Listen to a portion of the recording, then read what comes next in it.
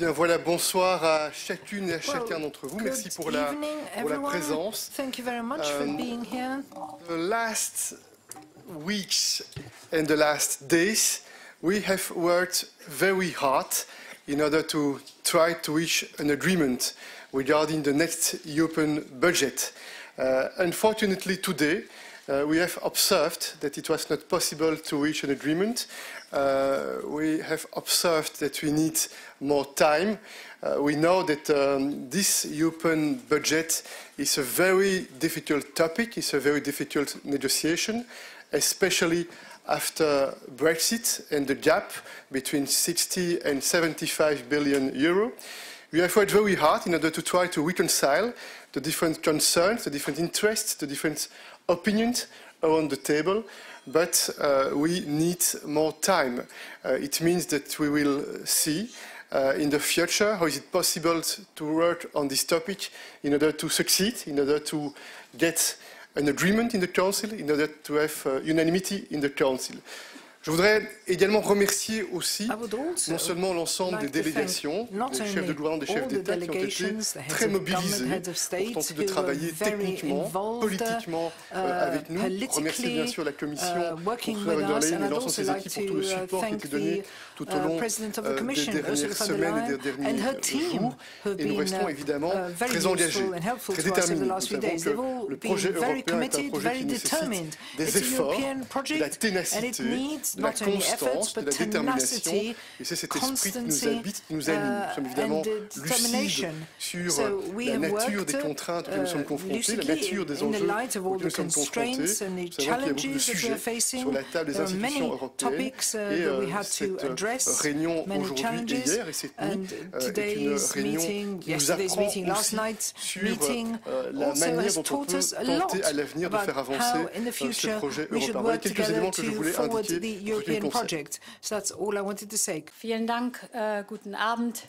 Ich wollte zunächst einmal auch Charles Michel sehr danken für die intensive gemeinsame Arbeit, die unsere Expertinnen und Experten in den letzten Wochen gemeinsam nach vorne gebracht haben, um einen Haushalt für die Europäische Union auf die Beine zu stellen.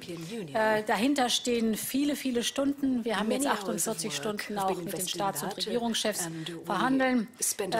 Wir müssen weiterhin am Ball bleiben und die Arbeit geht ungebrochen weiter, denn wir wissen, dass noch eine ganze Strecke vor uns liegt, um dann zu einem Ergebnis auch zu kommen. Erstens brauchen wir einen Ratsbeschluss über den Haushalt, dann aber muss auch das Parlament einbezogen werden und dem zustimmen. Und dann müssen die entsprechenden Beschlüsse in Projekte umgesetzt werden. Und insofern drängt die Zeit, denn wenn wir bis Ende des Jahres all diese weitgehenden technischen Schritte nicht gemacht haben, dann wird es im Jahr 2021 zunächst keinen Haushalt geben. Das heißt, kein Erasmus-Programm, keine Forschungsmittel, keine Mittel für Entwicklung der Regionen oder Grenzschutz. Insofern ist diese Anstrengung, jetzt auch auf diesem Gebiet weiterzukommen, richtig. Wir stehen alle gemeinsam vor denselben großen Herausforderungen der Digitalisierung, des Klimawandels, aber auch den Folgen des Austritts Großbritanniens, mit denen Europa dann im nächsten Jahr auch in vollem Umfang umgehen müssen. Dazu brauchen wir ein handlungsfähiges Europa, ein Europa mit einem Haushalt, der in die nächsten 7 Jahre geht. Und deshalb ist der Einsatz mit ganzer Kraft auch weiterhin in den nächsten Wochen und Monaten dafür notwendig. A couple of questions. We'll start with Griselda. Please state your name and who you work for.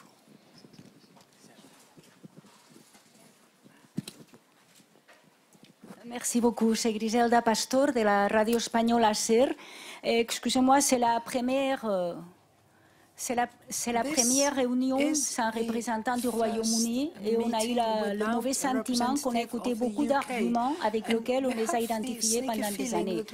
Qu'est-ce qui se passe? De votre point de vue, qu'est-ce qui s'est passé? Qu'est-ce qui n'a pas marché? Doit-on conclure que le pays le plus riche de l'Union n'a plus d'intérêt pour ce projet? Ou, je ne sais pas, on a entendu des critiques à la méthode aussi, surtout de ceux qui ont été appelés cette nuit ou cette matinée très tôt. Je sais pas. Est-ce que la méthode a quelque quelque chose à voir avec tout ça. Qu'est-ce qui s'est passé, Monsieur le Président et Madame la Présidente? Qu'est-ce qui ne va pas? La question est une question évidemment politique. Il y a différentes opinions autour de la table sur la manière dont on doit élaborer le prochain budget européen. Je pense que la bonne nouvelle, c'est qu'il y a une convergence forte autour de la table sur l'idée que nous devons réussir dans l'avenir à relever en même temps des objectifs de convergence, poursuivre les efforts de convergence au travers de la cohésion, au travers de l'agriculture et moderniser avec le changement climatique, avec l'agenda digital, avec les questions de migration et les questions de sécurité. Par contre, pour réussir à mettre des chiffres avec des impacts pour le projet européen, mais des implications aussi pour les contributions des différents États membres, est un exercice plus difficile. Et donc nous savons évidemment que cette discussion budgétaire qui a lieu une fois tous les 7 ans, et chaque fois une discussion qui est difficile, elle était davantage encore dans le cadre du Brexit, des conséquences financières du Brexit.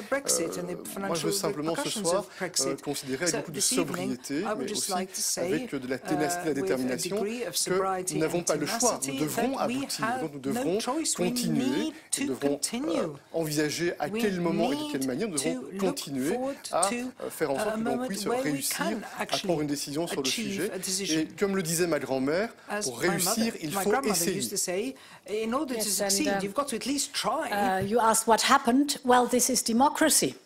We have 27 different member states with 27 different interests, but all of us working on the common priority that is the European Union and its budget for the next 7 years. And I think it is a good tradition in democracy to debate over the different views, the different emphasis or the different focuses that are put forward by the different member states, be it the cohesion policies, be it agriculture, or be it the new priorities. And this takes its time, and therefore, as the President said, it's worth to work hard to proceed. Mehreen, please. Hello, Mehreen Khan from the Financial Times. A question for both the presidents. Mr. Michel, you said that you need to come back to this in the future. How far into the future are you talking? Does this still need months or weeks? And in this regard, we have seen the work that you've done throughout the night and the new sort of numbers. How far of a departure do you need to make from that? Or is that still the basis of your talks with the leaders whenever you come back? And a question for President von der Leyen. You said that you've told the member states that if we don't act fast, lots of money will be lost. That message doesn't seem to have convinced them. Why are they not as worried as you about the lost funding for programs into 2021? First of all, you will not be surprised. It's not my intention tonight to express an idea about a possible timing, because I think we need to have some informal consultations in the next days or in the next weeks in order to see what are the best way of working and what's realistic. My conviction is that everything is on the tables, the figures, the numbers, and at the technical level, we are ready. It's a political question. Is it possible to converge? Is it possible to have an agreement with 27 countries? And I fully understand that each country, each member state, they have specific concerns. They have specific opinions, specific interests. They have also, each of them, a national parliament. They have citizens, and it's important to take into consideration the different situation in the different countries in order to be able to converge and to have a common position, a common opinion. And we have observed that tonight it was not possible, but I am confident. I think that if we continue strong dialogue, a respectful dialogue, it will be possible to reach an agreement. Yes, indeed. We have seen a lot of dedication and seriousness.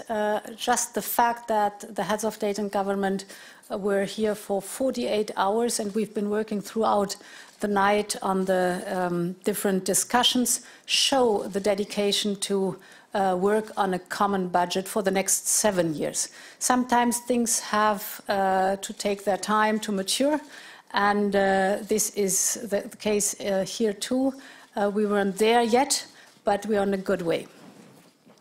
Okay, just a couple of more questions, please.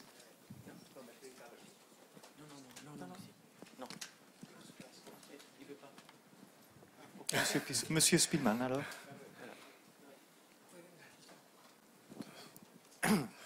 Oui, bonsoir. Une des innovations de votre proposition de budget, c'était les ressources propres. On a cru à un moment qu'effectivement, on allait trouver quelque chose pour le budget de l'Union européenne. Et curieusement, c'est ce qui s'est effondré.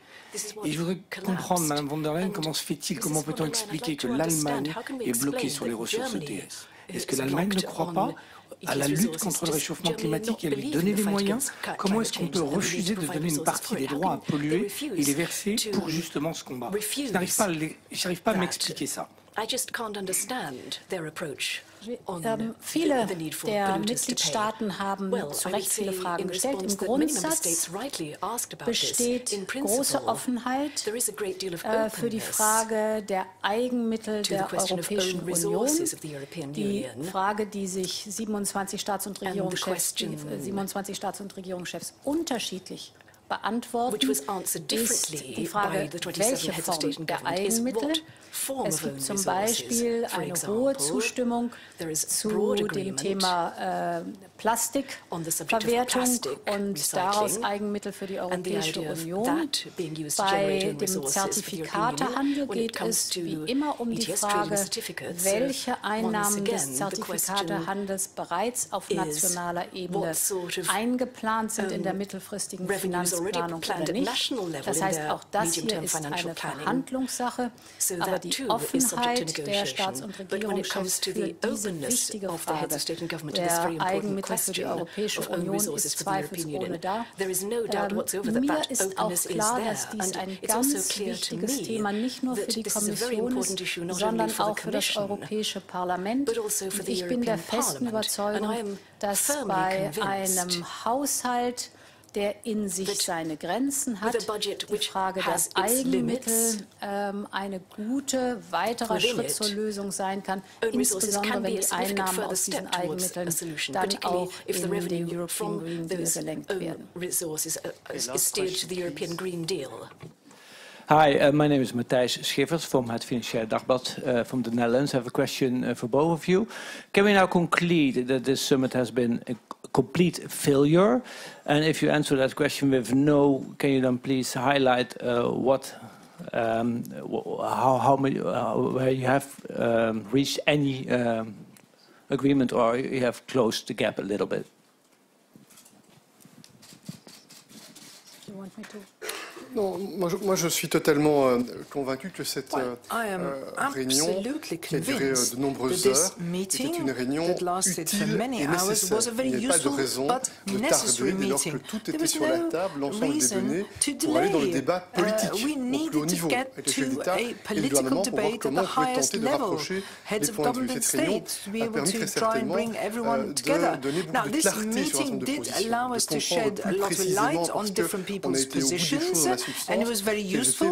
We actually discussed the substance. We looked at everyone's positions. It was a long meeting and lasted many hours, but it did allow us to draw certain conclusions. It allowed us to assess the various positions set out, which will allow us to take stock in the future and see how we can improve our chances of succeeding in the future. Dass dieser Gipfel sehr wichtig gewesen ist und wir unter keinen Umständen darauf hätten verzichten dürfen, denn es ist das erste Mal gewesen, dass wir für den Blick nach vorne so detailliert auch darüber gesprochen haben, was die einzelnen Positionen der 27 Mitgliedstaaten sind, runtergebrochen bis zu jedem einzelnen Politikfeld in den jeweiligen Mitgliedstaaten.